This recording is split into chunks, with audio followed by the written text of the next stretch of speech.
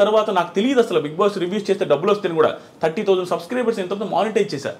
అప్పటి నుంచి డబ్బులు స్టార్ట్ అయింది. 70,000 రూపీస్ ఫస్ట్ ఇయర్ నాకు వచ్చిన రెవెన్యూ. 70,000 రూపీస్ వస్తే మా అక్క నాతో అనేది భయంకరమైన ప్రాబ్లమ్స్ చూస్తున్నాం. మాకు కూడా దగ్గరుండి ఎప్పుడైనా వాళ్ళ ఇంట్లో పెట్టుకొని ఫుడ్ పెట్టి వాళ్ళ ఇంట్లో నన్ను బాగా చూసుకుంటున్నాను ఉండేవాళ్ళు. మా అమ్మ చనిపోయిన తర్వాత 70,000 వచ్చినప్పుడు మా అక్క కాల్ చేసి ఏమన్నా తెలుసా, అమ్మయ్య ఇంకొక 1.5 లక్ష 2 లక్షలు చేసుకోరా మొత్తం, నీకు ఎట్ట కూడా పెళ్లి చేద్దాం, ఆ 2 లక్షలు ఇంకొక 1 లక్ష ఎట్లా కూడా అప్పు చేసి నీ పెళ్ళి అయితే బాగుంటుందని. మా అక్క కూడా హోప్ వచ్చింది 70,000 సంపాదించినని.